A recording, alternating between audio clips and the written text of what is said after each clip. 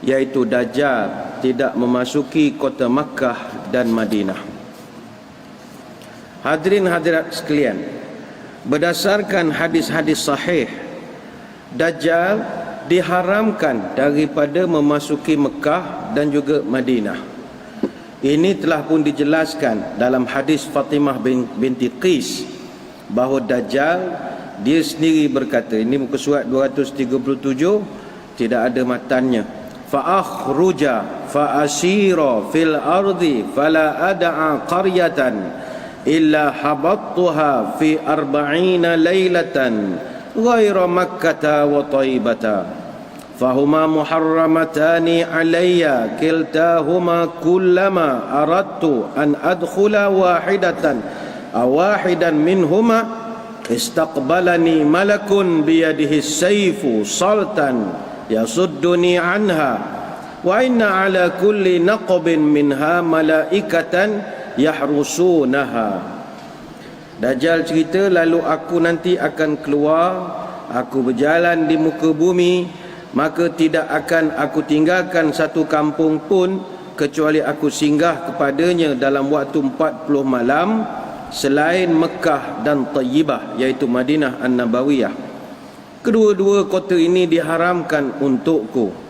Setiap kali aku hendak masuk ke salah satu daripada kota ini, maka akan ada malaikat menghalangku dengan pedang yang terhunus, yang menghalangku untuk memasukinya, dan setiap lorong darinya ada malaikat yang menjaga.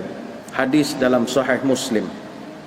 Jadi tuan-tuan sekalian, ini untungnya bila kita belajar hadis, terutamanya hadis sahih tentang tanda-tanda kiamat, boleh jadi panduan untuk kita kenal Dajjal. Sebab pernah berlaku kejadian di Mekah, satu jemaah menimbulkan kekecohan di kawasan tawaf, di mataf. Dia kejar satu orang jemaah lain, orang tu lari kerana takut, huru-hara tangkap di polis. Bila tanya kenapa kamu kejar dia, saya kejar sebab saya tengok pada orang ni ada tanda-tanda Dajjal. Rambut kerinting, mata macam buta sebelah, seolah-olah begitulah diberikan kriteria-kriterianya. Apa masalah orang itu? Semangat tak tentu arah. Kalau pun awak nak mencari Dajjal, bukan di Mekah. Dajjal takkan turun di Mekah. Jadi andai kata orang tak mengaji, dia pakat cari Dajjal tu di mana-mana saja. Pergi Madinah mencari Dajjal, di Mekah mencari Dajjal dan macam-macam. Dalam hadis disebutkan Dajjal dia tidak akan masuk 4 buah masjid. 4 buah masjid. Hadis Junadah bin Abi Umayyah Al-Azdi, ini muka surat 237, tak ada matan juga di bawah itu. La ya'ti arba'ata masajid al-Ka'bata wa masjid al-Rasuli wal masjid al-Aqsa wa Turo. Dajjal tidak akan masuk 4 buah masjid. Pertama Masjid Kaabah, iaitu Masjidil Haram. Yang kedua Masjid Al-Rasul, iaitu Masjid An-Nabawi. Yang ketiga Masjid Al-Aqsa, Masjid Al-Aqsa.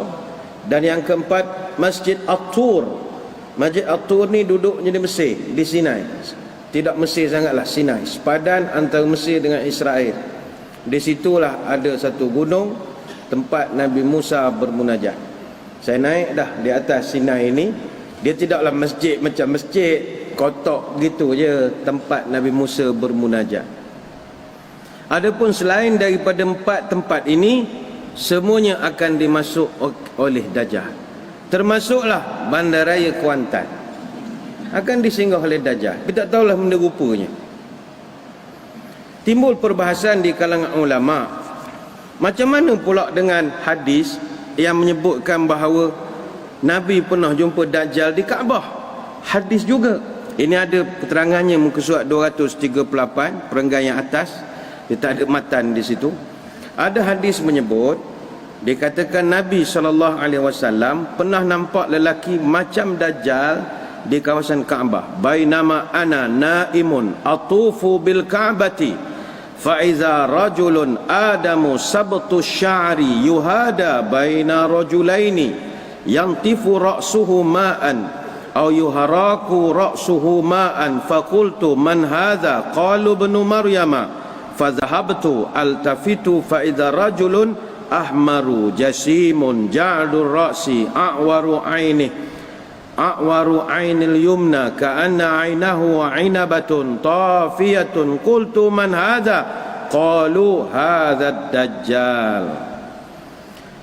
Ketika aku sedang tidur, aku bertawaf di Kaabah dan aku lihat seorang laki-laki keturunan Adam dengan rambut terjulur berjalan di antara dua orang laki-laki.